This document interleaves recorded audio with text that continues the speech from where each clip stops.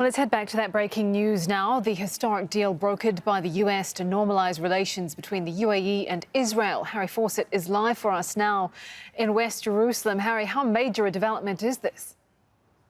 It's a huge development. This is something that Benjamin Netanyahu has been talking about and working towards for much of his political career, the idea of normalizing relations between Israel and its important Arab Muslim neighbors in the region. And this is the first such agreement in full. He has been working on various levels, trying to get better ties, and has celebrated various minor victories in terms of minor improvements with various neighbors. But this, according to the joint statement released by the United States, by Israel and by the UAE, amounts to a full normalization and a development of full ties between the two countries. The statement says that delegations from both countries will meet in the coming weeks to sign these agreements, that there will be normalization of diplomatic ties, of economic, medical, technological, telecommunications cooperation, direct flights between Israel and the UAE, tourist flights as well as business flights.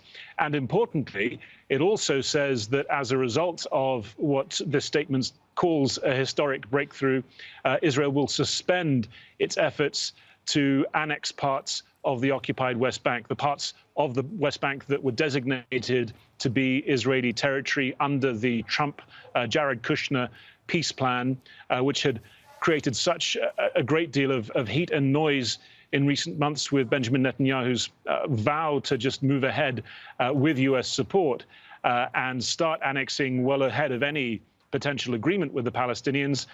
Now that is suspended in its entirety, and instead the statement says Israel will work on expanding its relations with other Muslim Arab countries in the region. I haven't seen any reaction yet from the Palestinian side, from Ramallah, but I think the reaction would be that Israel appears to be being rewarded for not doing something rather than having any real progress in terms of the peace process between Israel and the Palestinians.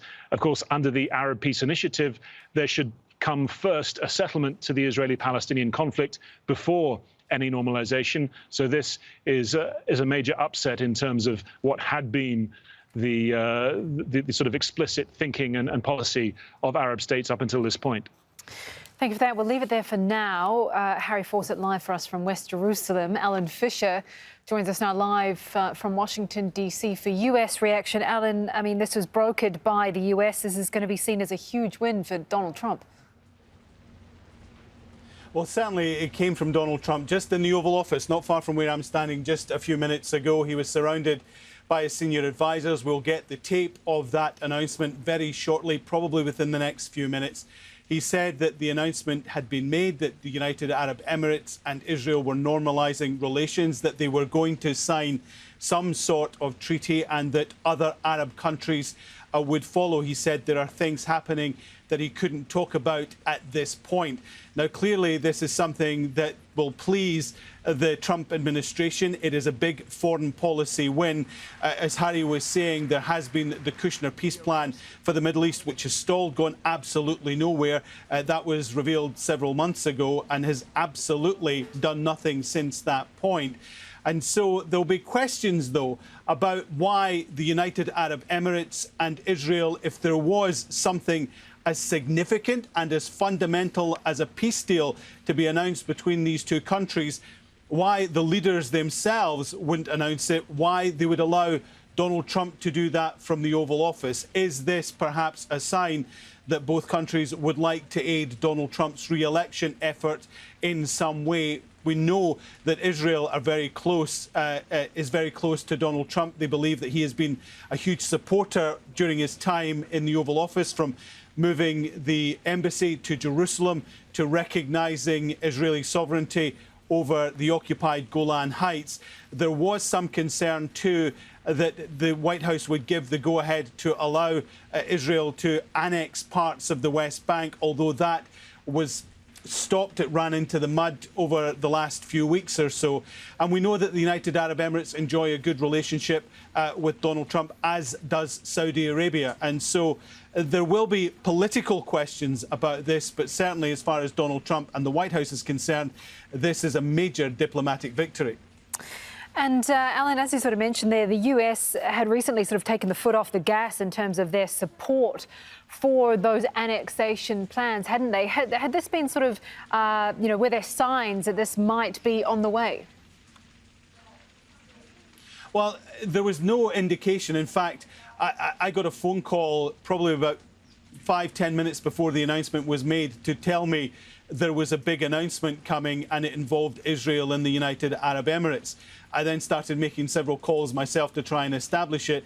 And then we heard that Donald Trump was making the announcement in the Oval Office himself. It's an interesting state of affairs because we know that Donald Trump tried to get a peace deal with North Korea. That's essentially lying in tatters at the moment. We know that they'd exercised the campaign of maximum pressure on Iran to try and bring them to the negotiating table. That had failed, and we saw the failure of that personified in the fact that Brian Hook, who is the main negotiator, the point man on all talks with Iran, left his post just the other week. And we know that Kellyanne Conway stood on the driveway that you see behind me in the White House saying that she expected an announcement from the president about annexation, and we thought that that meant he was going to give the OK for that, and that was several weeks ago. And then nothing happened. There were technical points to be discussed. So whether or not the whole discussion between Israel and the United Arab Emirates gained momentum at that point, I think will become clear when people start to write their books about this moment in history.